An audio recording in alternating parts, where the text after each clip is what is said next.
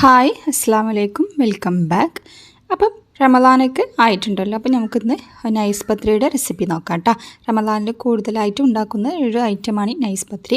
അപ്പോൾ ഇത് പെർഫെക്റ്റ് ആയിട്ട് തന്നെ എങ്ങനെ ചെയ്തെടുക്കാമെന്ന് നോക്കാം. റെസിപ്പിയിലേക്ക് കടക്കുന്നതിന് മുമ്പ് ആരെങ്കിലും എൻ്റെ ചാനൽ ആദ്യമായി കാണുന്നവരുണ്ടെങ്കിൽ അതുപോലെ തന്നെ സബ്സ്ക്രൈബ് ചെയ്യാത്തവരുണ്ടെങ്കിൽ പ്ലീസ് ഒന്ന് സബ്സ്ക്രൈബ് ചെയ്ത് സപ്പോർട്ട് ചെയ്യാം കേട്ടോ. ഇനി നമുക്കതിൻ്റെ റെസിപ്പി നോക്കാം. അപ്പോൾ ഞാൻ ആദ്യം തന്നെ ഒരു പാത്രം വെച്ച് കൊടുത്തിട്ടുണ്ട്. ഈ ഒരു പാത്രത്തിലാണ് പൊടി വാട്ടിയിട്ടെടുക്കുന്നത്.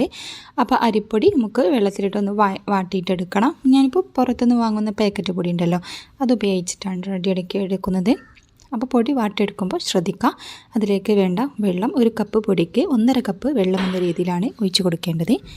അപ്പം ഞാനിപ്പോൾ ഈ ഒരു പാത്രത്തിലാണ് പൊടി അളന്നെടുക്കുന്നത്. അപ്പോൾ ആ ഒരു സെയിം പാത്രത്തിൽ തന്നെ 1.5 പാത്രം വെള്ളം ഒഴിച്ച് കൊടുക്കുകയാണ് കേട്ടോ. അപ്പോൾ കറക്റ്റായിട്ട് ഈ പൊടി വാട്ടിയെടുക്കുന്ന സമയത്ത് വെള്ളത്തിൻ്റെ അളവൊന്ന് കറക്റ്റായിട്ട് ശ്രദ്ധിച്ചാൽ മതി.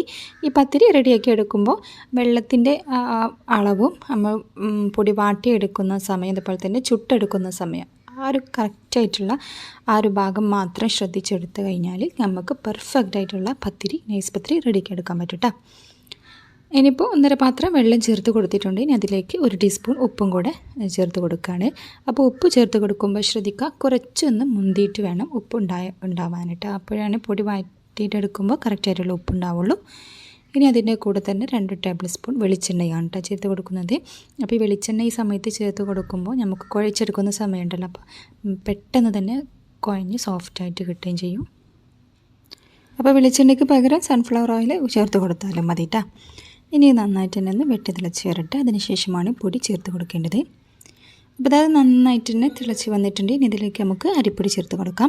അപ്പോൾ ഞാനിപ്പോൾ പറഞ്ഞല്ലോ, പുറത്തുനിന്ന് വാങ്ങുന്ന പാക്കറ്റ് പൊടിയാണ് ഉപയോഗിക്കുന്നത് കേട്ടോ. ഇനിയിപ്പോൾ വീട്ടിൽ പൊടിച്ചിട്ടെടുക്കുന്ന പൊടി ആയാലും കുഴപ്പമൊന്നുമില്ല, കറക്റ്റായിട്ടുള്ള ആ ഒരു വെള്ളം തന്നെ മതിയാകും കേട്ടോ.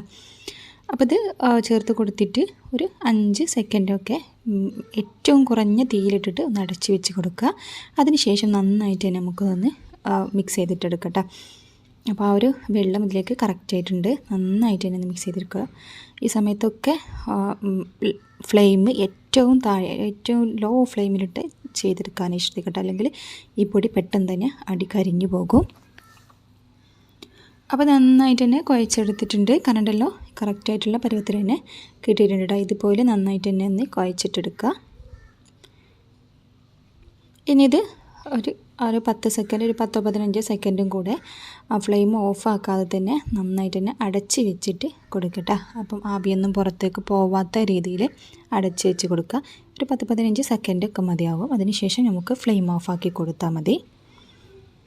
ഇനി ഇത് ആ പൊടി നമുക്ക് നന്നായിട്ട് തന്നെ ഒന്ന് കുഴച്ചെടുക്കണം. അപ്പോൾ ഞാനിപ്പോൾ ഇതുപോലെ വലിയൊരു തളികയാണ് എടുത്തിട്ടുള്ളത്. ഇനി അതിലേക്ക് വാട്ടി വെച്ചിട്ടുള്ള ആ ഒരു മാവ് ചേർത്ത് കൊടുക്കുക. ഇനി നമുക്കിത് ചേർത്ത് കൊടുത്തിട്ട് അത്യാവശ്യം ചൂടാറുന്നതിന് മുമ്പ് തന്നെ കൈ വെച്ചിട്ട് നന്നായിട്ട് തന്നെ കുഴച്ച് കൊടുക്കണം. അപ്പോൾ കുറച്ചൊന്ന് ചൂടാറി വന്നോട്ട് കേട്ടോ. എന്നാൽ അധികം തണുക്കാനൊന്നും നിൽക്കരുത്. കുറച്ചൊന്ന് ചൂടാറിയിട്ട് നമുക്ക് കൈകൊണ്ട് കുഴച്ചെടുക്കാൻ പറ്റുന്ന പാകത്തിനാകുമ്പോൾ കൈ വെച്ചിട്ട് 2 കൈ വെച്ചിട്ട് നന്നായിട്ട് തന്നെ ഒന്ന് കുഴച്ചിട്ടെടുക്കുക.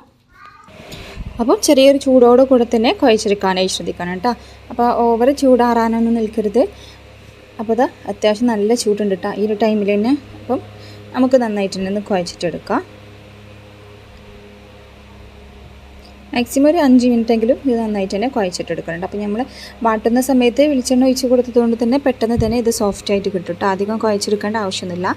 പിന്നെ കുഴച്ചെടുക്കുമ്പോൾ ശ്രദ്ധിക്കുക, നമ്മുടെ ഈ 2 കൈയിൻ്റെ തള്ളവിരലുണ്ടല്ലോ, അത് ഇതുപോലെ ഇതിലേക്ക് ഇറക്കിയിട്ട് ഈ ഒരു രീതിയിൽ കുഴച്ചെടുക്കുകയാണെങ്കിൽ നമുക്ക് പെർഫെക്റ്റായിട്ട് തന്നെ ഇത് കുഴഞ്ഞ് കിട്ടും കേട്ടോ. അപ്പോൾ കറക്റ്റായിട്ട് തന്നെ കുഴഞ്ഞ് കിട്ടും ഈ ഒരു രീതിയിൽ കുഴച്ചെടുക്കുകയാണെങ്കിൽ. ഇനിയിപ്പോൾ ഓവർ കയ്യിലൊക്കെ ഒട്ടി പിടിക്കാൻ തോന്നുകയാണെങ്കിൽ കുറച്ച് വെളിച്ചെണ്ണ കയ്യിൽ തടവിയിട്ട് ഇതുപോലെ കുഴച്ചിട്ടെടുക്കുക. പിന്നെ ഓവർ കൈ ചൂടാവുന്നുണ്ടെങ്കിൽ നമുക്ക് കുറച്ച് പച്ചവെള്ളം, ഒരു ബൗളിൽ പച്ചവെള്ളം എടുത്തിട്ട് അതിൽ കൈ ഒന്ന് ഡിപ്പ് ചെയ്തതിന് ശേഷം നമുക്ക് കുഴച്ചെടുത്താൽ മതി കേട്ടോ. അങ്ങനെയും ചെയ്തെടുക്കാം. ഇനി നമുക്കിത് ഒരു ബോൾസാക്കിയിട്ട് മാറ്റണം, ചെറിയ ബോൾസാക്കിയിട്ട് മാറ്റണം. അപ്പോൾ കണ്ടല്ലോ, ഈ ഒരു രീതിയിൽ ചെയ്തെടുക്കാം കേട്ടോ. അപ്പോൾ ആ മാവിൽ നിന്നും കുറച്ച് എടുത്തിട്ട് ഇതുപോലെ ഒന്ന് റോളാക്കിയിട്ടെടുക്കുക. അതിൽ നിന്നും ചെറിയ പോർഷൻ എടുത്തിട്ട് 2 കൈയിൻ്റെ അടിഭാഗത്ത് വെച്ചിട്ട് ഇതുപോലെ ഒന്ന് ബോൾസാക്കിയിട്ടെടുക്കുക. അതൊക്കെ എല്ലാവർക്കും അറിയുന്നതാവില്ലേ, എന്നാലും അറിയാത്തവരുണ്ടാവുമെന്നല്ലോ വിചാരിച്ചിട്ടാണ് ഞാൻ ഇപ്പോൾ കറക്റ്റായിട്ട് പറയുന്നതും കാണിച്ചു തരുന്നത് കേട്ടോ. അപ്പോൾ ഈ മൊത്തം മാവും നമുക്ക് ഇതുപോലെ ബോൾസ് ആക്കിയിട്ടെടുക്കാം. അപ്പോൾ പിടിയൊക്കെ ഉണ്ടാക്കുന്നവരാണെങ്കിൽ മനസ്സിലാകും. എന്നാൽ ആ പിടിയുടെ അത്രയും ചെറുതാക്കരുത് കേട്ടോ, അത്യാവശ്യം വലിപ്പം ഉണ്ടാവണം. നമുക്കൊരു പരത്തിയെടുക്കുന്ന ഒരു പത്തിരിയുടെ അത്രയും മാവ് ഉണ്ടാവണം കേട്ടോ. എന്നിട്ടല്ലോ ഈ ഒരു രീതിയിൽ ആ മൊത്തം മാവ് നമുക്ക് ബോൾസ് ആക്കിയിട്ടെടുക്കാം. അപ്പോൾ ഇതാ ഞാനിപ്പോൾ ആ മാവ് മുഴുവനായിട്ട് തന്നെ ഇതുപോലെ ബോൾസ് ആക്കിയിട്ട് എടുത്തിട്ടുണ്ട് കേട്ടോ. ഈ സമയത്തൊക്കെ കയ്യിൽ ഓവർ ഒട്ടിപ്പിടിക്കാൻ തോന്നുകയാണെങ്കിൽ കുറച്ച് വെളിച്ചെണ്ണ കയ്യിലൊന്ന് തടവിയിട്ട് ചെയ്തെടുക്കുകയാണെങ്കിൽ നമുക്ക് കറക്റ്റായിട്ട് തന്നെ ചെയ്തെടുക്കാൻ പറ്റും കേട്ടോ. ഇനിയിപ്പോൾ ഞാനിത് പരത്തുകയാണ്. ഞാനിപ്പോൾ ആ ഒരു ചപ്പാത്തി പ്രസ് ഉണ്ടല്ലോ, പത്തിരി പ്രസ്, അതിൽ വെച്ചിട്ടാണ് കേട്ടോ പരത്തിരിക്കുന്നത്. ഇത് പല രീതിയിലും ചെയ്തെടുക്കുന്നവരുണ്ട്. ഈ ഒരു പത്തിരി പ്രസ്സിൽ ജസ്റ്റ് ഒന്ന് പരത്തിയിട്ട് പിന്നെ നമ്മൾ സാധാ പലകയുണ്ടല്ലോ അതിൽ വെച്ചിട്ട് പരത്തിയെടുക്കുന്നവരുണ്ട് കേട്ടോ. ഞാനിപ്പോൾ ഈ ഒരു പ്രസ്സിൽ വെച്ച് മാത്രമാണ് പരത്തിയെടുക്കുന്നത്. ഓരോ ബോൾസായിട്ടും ആ ഒരു പ്രസ്സിൻ്റെ സെൻറ്റർ ഭാഗത്തേക്ക് വെച്ച് കൊടുത്തിട്ട് ഇതുപോലെ ഒന്ന് പ്രസ് ചെയ്തിട്ടെടുക്കുക. എന്നിട്ട് അരിപ്പൊടി ഉണ്ടല്ലോ, ഒരു ബൗളിൽ കുറച്ച് അരിപ്പൊടി സെപ്പറേറ്റ് എടുത്തിട്ട് ആ ഒരു അരിപ്പൊടിയിൽ ഒന്ന് ഡിപ്പ് ചെയ്തിട്ട് രണ്ട് ഭാഗത്തും എക്സസ് ആയിട്ടുള്ള പൊടിയൊക്കെ ഒന്ന് തട്ടിക്കളയുക കേട്ടോ. ഉണ്ടല്ലോ ഇതുപോലെ ഓരോ ബോൾസായിട്ട് എടുത്തിട്ട് നമുക്ക് പരത്തിയെടുക്കാം.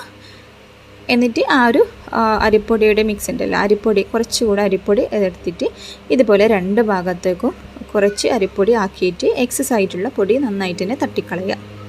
അതൊക്കെ എല്ലാവർക്കും അറിയുന്നതായിരിക്കും എന്നാണ് വിചാരിക്കുന്നത്. അപ്പോൾ ഞാനിപ്പോൾ മൊത്തം ബോൾസും പരത്തിയിട്ട് എടുത്തിട്ടുണ്ട്. ഇനി നമുക്ക് ചുട്ടെടുക്കാം കേട്ടോ.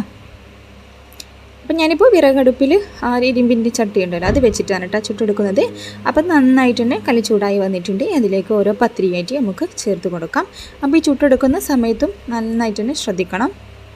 അപ്പോൾ ആദ്യം നമുക്ക് പത്തിരി വെച്ച് കൊടുത്തതിന് ശേഷം ആ പത്തിരിയിൽ നിന്നും കുറച്ച് പുക ഇങ്ങനെ വരും. പെട്ടെന്ന് തന്നെ എന്ത് ചെയ്യുക, ആദ്യത്തെ മറിച്ചിട്ട് കൊടുക്കുക കേട്ടോ.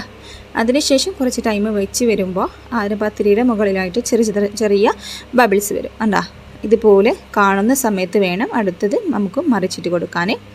അപ്പോൾ ഈ ഒരു രീതിയിൽ ബബിൾസ് വന്നതിന് ശേഷമാണ് അടുത്തതായിട്ട് മറിച്ചിട്ട് കൊടുക്കട്ടെ. അപ്പോൾ പിന്നെ മറിച്ചിട്ട് കൊടുക്കുന്നത് സെൻറ്ററിലോട്ട് ഇട്ട് കൊടുത്താൽ നല്ല പെർഫെക്റ്റ് ആയിട്ട് തന്നെ ഒറ്റ ലെയറായിട്ട് നമുക്കിത് പൊങ്ങി കിട്ടും കേട്ടോ. അപ്പോൾ ശ്രദ്ധിക്കുക, പത്തിരി ചേർത്ത് കൊടുത്ത പാടെ തന്നെ പെട്ടെന്ന് തന്നെ ആദ്യത്തെ മറിച്ചിടൽ പെട്ടെന്ന് തന്നെ മറിച്ചിടുക. അതിനുശേഷം രണ്ടാമതായിട്ട് മറിച്ചിടുമ്പോൾ അത്യാവശ്യം ബബിൾസൊക്കെ വന്നതിന് ശേഷം വേണം നമുക്ക് മറിച്ചിടണം. അത് ആ ചട്ടിയുടെ സെൻറ്ററിലോട്ട് ഇട്ട് കൊടുത്തു കഴിഞ്ഞാൽ ഇതുപോലെ പെർഫെക്റ്റ് ആയിട്ട് തന്നെ നമുക്ക് കിട്ടും കേട്ടോ. അപ്പോൾ ഓവർ ടൈം കൂടുതൽ പ്രാവശ്യം മറിച്ചിട്ട് കൊടുത്തു കഴിഞ്ഞാൽ ആ പത്തിരി ഹാർഡായി പോവും. ഈ ഒരു രീതിയിൽ ആകെ 2 മറിച്ചിടൽ ഞാനിപ്പോൾ മറിച്ചിരുന്നുള്ളൂ. ഈ ഒരു രീതിയിൽ പത്തിരി ചുട്ട് കഴിഞ്ഞാൽ നല്ല സോഫ്റ്റ് ആയിട്ടുള്ള അതുപോലെ തന്നെ ഒറ്റ ലെയർ ആയിട്ടുള്ള പത്തിരി നമുക്ക് റെഡി ആയി കിട്ടും. ഉണ്ടല്ലോ നന്നായിട്ട് തന്നെ പത്തിരി പൊങ്ങി വരുന്നുണ്ട് കേട്ടോ. അപ്പോൾ ബാക്കിയുള്ള ഭാഗത്തേക്കൊക്കെ ഞാനിപ്പോൾ പത്തിരി ചേർത്ത് കൊടുക്കുകയാണ്. അപ്പോൾ പെട്ടെന്ന് തന്നെ നമുക്ക് മൊത്തമായിട്ട് ചുട്ടെടുക്കാൻ പറ്റുമല്ലോ, അതുകൊണ്ടാണ്. ഇനിയിപ്പോൾ പത്തിരി മൊത്തമായിട്ട് തന്നെ നമുക്ക് ചുട്ടെടുക്കുക.